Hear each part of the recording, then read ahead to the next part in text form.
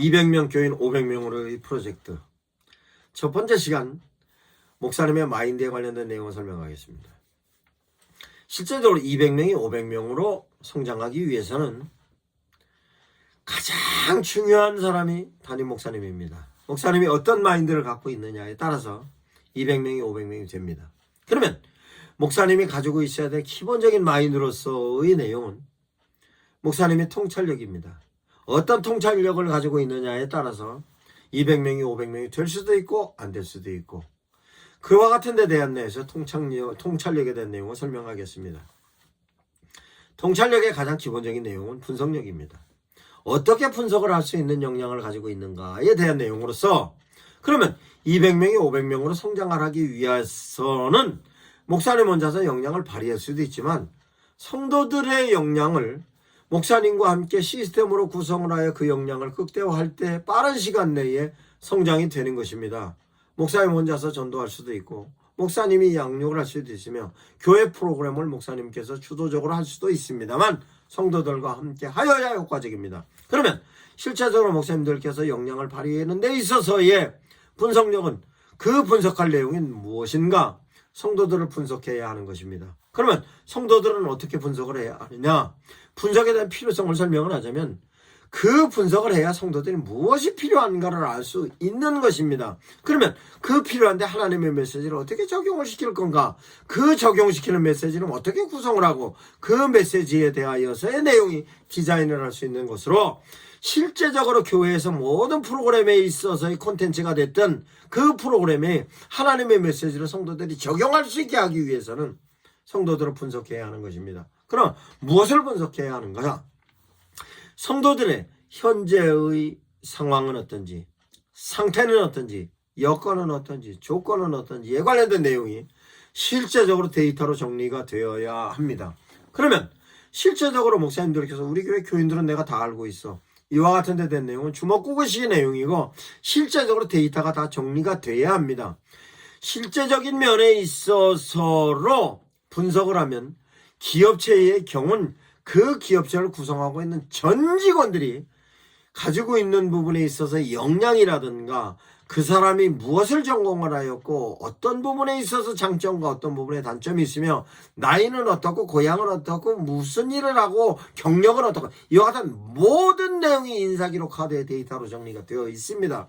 교회에서 성도들을 향하여 그와 같은 디테일한 부분까지 데이터화되어 있지 않는다 할지라도 실제적으로 성도 각자가 가지고 있는 당신만이 가지고 있는 조건, 전공은 무엇을 했는지, 나이는 몇 살이고, 가족관계는 어떻게 형성이 됐으며, 직업은 어떻고에 관련된 내용이 실제적인 부분에 데이터로 있어야 하는 것이며, 그 데이터가 현재의 상황에 맞춰지는 부분에 있어서로 데이터를 교회에서 메모링해야 합니다.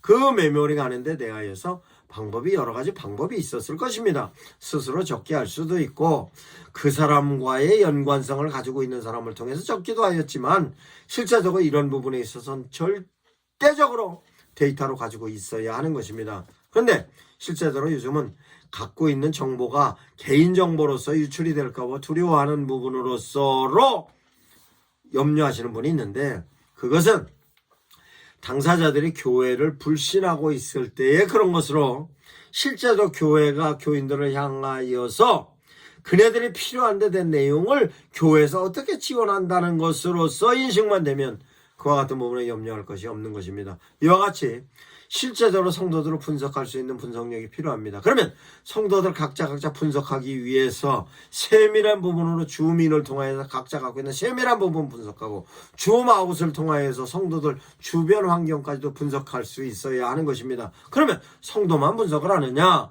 교회에 성도만 있는 것이 아니고 성도들로 구성되어 있는 소그룹도 있고, 소그룹뿐만 아니라 성도들이 소속되어져 있는 각종 소속으로서 남전도회, 여전도회 있고 구역예배도 있으며 성가대, 교사회, 봉사회 이와 같이 위원회로도 구성이 되어 있는 데 대한 내용이 목사님들께서 어떻게 구성으로는 구성이 되어 있는가, 구성원들의 기본적인 부분에 있어서 소양은 어떤가 뿐만 아니라 그와 같은 데 대한 내용으로서 전체적인 부분의 조화로움과 이와 같은 내용을 목사님들께서 반드시 분석을 해야 하는 것입니다. 이와 같은 통찰력에 있어서 분석력은 대단히 중요합니다. 그러면 실제적으로 분석력과 함께 어떤 부분이 필요하는가?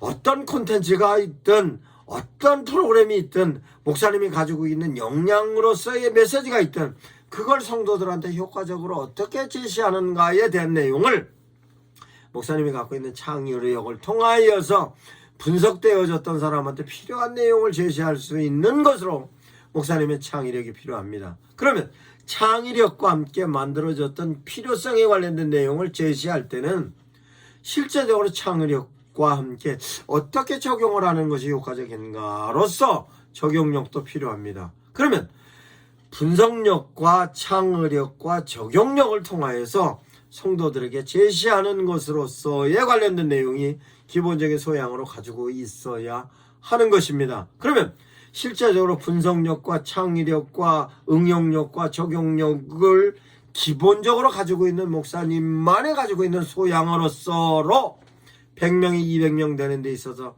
반드시 역량을 어떻게 하면 역량을 높일 건가 목사님들께서 끊임없이 연구하셔야 합니다. 그러면 통찰력과 함께 어떤 역량이 필요한 것이냐? 공감력입니다.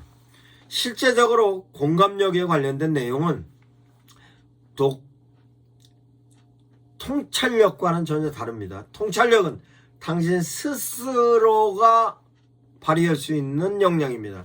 근데 공감력은 당신 스스로가 발휘할 수 있는 공감력을 넘어서서 상대와 어떤 관계를 형성하는가에 관련된 것으로 출발하는 것으로 내가 아무리 좋은 아이템과 아이디어를 가지고 저 사람에게 주어야 되겠다. 나는 분석 요소로 저 사람이 다 분석이 되었고 되어졌다는 것하고 창의력인 부분에서 아이템도 만들었고 이 아이템과 아이디어를 저 사람에게 주어야지 하는 부분으로 창의력에 대해서 만들었고 만들어진 것을 내서 저 사람한테 주어야 되겠다. 응용력과 적용력으로 판단해서 주어야 되겠다 하지만 저 사람하고 공감대가 형성이 되지 않으면 내가 아무리 좋은 아이템과 아이디어를 가지고 있다 할지라도 저 사람에게 전달이 되지 않습니다. 그러기 위해서는 저 사람과 나와 어떤 공감대를 형성하고 있는가에 대한 내용입니다. 그러면 실제적으로 목사님들이 가지고 있는 부분에 있어서의 그런 아이디어와 아이템을 성도들로 하여금 제시할 때는 어떻게 성도들과 목사님과의 공감대를 형성하고 있는가에 대한 것을 반드시 목사님들께서는 숙지하셔야 할 것입니다. 그러면 목사님들께서 가장 중요하게 여기시고 계시는 하나님의 메시지를 설교를 통하여 성도들에게 제시하는데 성도들과 제시하는 데 대한 메시지가 공감대를 형성하지 않으면 설교의 메시지도 목사님들 혼자서 생각하고 선포하는 것이지 성도들에게 이해가 되어지고 이해되어졌던 것하고 당신의 삶에 적용하는 것은 힘듭니다. 그러면 실제적으로 목사님들께서 선포하고 오시는 설교의 메시지가 성도들에게 얼마나 공감대를 형성하고 있습니까? 반드시 점검해 보아야 할 것입니다. 그러면 실제적으로 성도들은 목사님들의 설교를 어느 정도 공감대를 갖고 이해하고 있는가? 목사님들께서는 끊임없이 어떤 방법으로든 점검해 보셔야 하시는 것인데 개별적으로 점검을 하든 아니면 여론적으로 점검을 하든 리서치를 통해 점검을 하든 반드시 점검을 해야 하는 것입니다. 그런데 현재의 상황이 목사님의 선포되고 있는 메시지 내지는 목사님이 가지고 있는 성품에 관련된 내용으로 성도들과 공감대가 평가받는 시기가 현재의 상황이 되었습니다. 설명을 하자면 비대면으로 예배를 드렸습니다. 비대면으로 예배를 드리니 실제적으로 성도들은 유튜브 채널을 통하여서 예배를 드리는 경우가 많이 있었습니다. 그러면 목사님들께서 하나님의 메시지를 설교로 선포하는데 그 목사님의 메시지가 끝나면서 바로 추천되어진 다른 교회 목사님이었습니다. 그러면 추천되어지는 다른 교회 목사님의 설교의 경우 실제로 조회수가 많이 나왔기 때문에 포괄적으로 유튜브에서 업로드해 주었기 때문에 성도들은 그 내용을 쉽게 접촉을 할 수 있었습니다. 그러면 그 쉽게 접촉을 했을 수 있었을 때의 내가 담임 목사님과 누렸던 공감대와 저 목사님께서 설교하는 설교의 내용으로서의 메시지에 대한 공감대가 비교가 되는 것입니다. 이 내용을 목사님들께서 숙지하지 않으시면 실제적으로 아주 안타까운 현실로 나타날 수도 있습니다.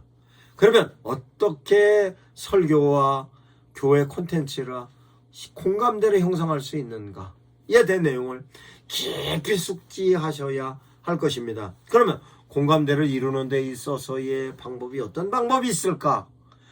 교인들과 커뮤니케이션을 어떻게 하느냐에 따라서 달라지는 것입니다. 그러면 설교에 있어서 내가 성도들에게 일방적으로 선포하는 것이다 라고 하지 마시고, 실제적으로 내가 선포하는 데 따라서 성도들이 어떻게 반응할 것인가에 대한 내용을 반드시 공감대로서 확인해 보아야 할 것입니다. 목사님께서 기도하실 때도 기도에 관련된 것, 목사님의 사역에 관련된 모든 내용은 내가 말 한마디, 눈길 한번 주는 거, 손 한번 잡아보는 거, 하나님의 메시지는 전하는 설교, 내가 성도들을 향하여 기도해 주는 거, 모든 데 된 내용을 성도들과 어떤 공감대를 형성하고 있는가에 관련된 내용은 반드시 목사님들 점검해 보셔야 하실 것입니다. 그러면 공감대와 함께 표현력이 필요합니다. 그 표현력은 무엇이냐? 내가 아무리 좋은 공감대를 갖고 공감대를 형성할 수 있다 할지라도, 뿐만 아니라 내가 갖고 있는 통찰력으로서 저에 관련된 내용이 분석도 되어졌고 어떻게 주어져야 하는 거에 관련된 내용이 통찰력과 공감력을 통하여서 내가 확보하고 있는 내 능력이라 할지라도, 실제적으로 저에게 어떤 표현을 하는가에 따라서 표현력에 대한 능력이 형성되지 않으면 그 효과는 떨어집니다. 그러면 그 표현력에 관련된 내용은 어떤 것이 있느냐? 성경적인 근거로 설명을 하자면 하나님이 당신을 표현하고 계십니다. 하나님은 당신을 표현하고 계시는데 그 표현이 당신이 당신이심을 표현하는 계시가 있고, 당신이 갖고 있는 부분에 있어서 의지적인 요소, 의미적인 모습 이행하고 계시는 데 대한 내용, 의도적인 내용이 실제적으로 하나님께서 당신을 표현하시는 계시적인 부분과 당신이 갖고 있는 의지, 의도, 의미에 관련된 내용을 계율로서 표현하시고, 그걸 성도들이 효과적으로 이해할 수 있고 이해할 수 있는 교훈적인 내용으로 표시하십니다. 이 모든 내용이 표현력에 관련된 내용입니다. 그 표현력에 관련된 내용은 하나님께서 하나님의 메신저들을 통하여서 표현하셨고, 심지어는 하나님이 인간의 몸을 입고 오신 것도 표현이고, 그 내용을 예수 그리스도께서 당신이 말로 표현하시고도 뿐만 아니라 당신의 행동으로도 표현하셨습니다. 이와 같은 내용이 표현력인데, 표현력으로서 가장 중요한 것은 내가 갖고 있는 생각을 어떻게 전달하는가에 대한 내용이 언어적인 표현과 비언어적인 표현이 있는 것으로, 언어적인 표현으로서는 목사님들께서 하나님의 뜻을 제시하는 성경 설교를 하는 것이 가장 중요한 키포인트로의 표현력입니다. 아무리 설교 원고를 작성을 잘했고 그 내용이 충실하다 할지라도 표현력이 떨어지면 실제적으로 거기에 대한 효과는 떨어지는 것입니다. 그러므로 어떻게 표현하는 것인가에 대한 내용을 목사님들 끊임없이 숙지하셔야 할 것입니다. 그것은 언어적인 부분에서로서의 표현이 설교의 메시지로 표현하실 건가, 일반적인 대화로서의 표현하실 건가, 기도로서의 표현하실 건가, 이와 같은 표현력에 관련된 내용 끊임없이 연구를 하시고 정리를 하셔야 성도들로 하여금 하나님의 메시지로 전달이 제대로 되는 것입니다. 그러면 표현력으로서 언어적인 부분에 있어서 스피칭으로, 그 스피칭에 있어서 속도는 어떻게 할 것인가, 파워는 어떻게 할 것인가, 스피칭에 있어서 피칭은 어떻게 할 것인가, 스피칭의 포즈는 어떻게 취할 것인가, 이에 대한 내용을 반드시 목사님들은 그 숙지하셔야 할 것입니다. 그러면 표현에 있어서 언어적인 부분만 있느냐? 비언어적인 부분도 있습니다.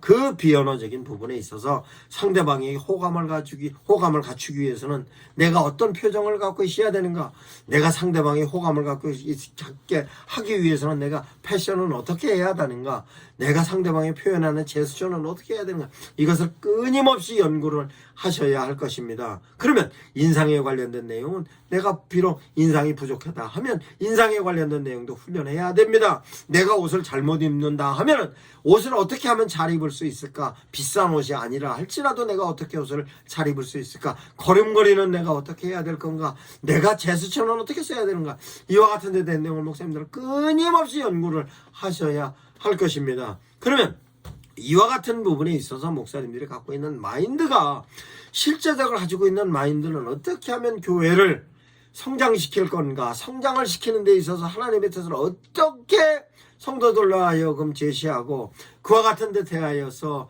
성도들이 어떤 신앙생활을 통하여서 하나님께 영광 돌릴 건가에 대한 내용은 목사님이 갖고 있는 마인드를 통하여서 진행하는 것인데, 그러면 실제적으로 200명 교회에서 500명으로 성장하는 데 있어서는 기존에 가지고 있었던 방식으로서 200명까지는 일반적인 방식으로도 목사님께서 열정만 가지고 있으면 성장을 합니다.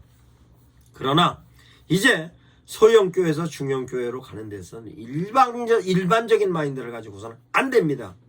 그러면 이와 같은 데 대한 내용을 목사님들께서 철저히 마인딩 하셔서 이 마인딩을 통하여서 200명 교회를 500명으로 짧은 시간 내에 성장시키시기 바랍니다.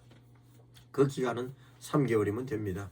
그러면 목사님의 마인드를 어떻게 적절하게 적용하는가에 대한 내용을 프레너로 설명하겠습니다.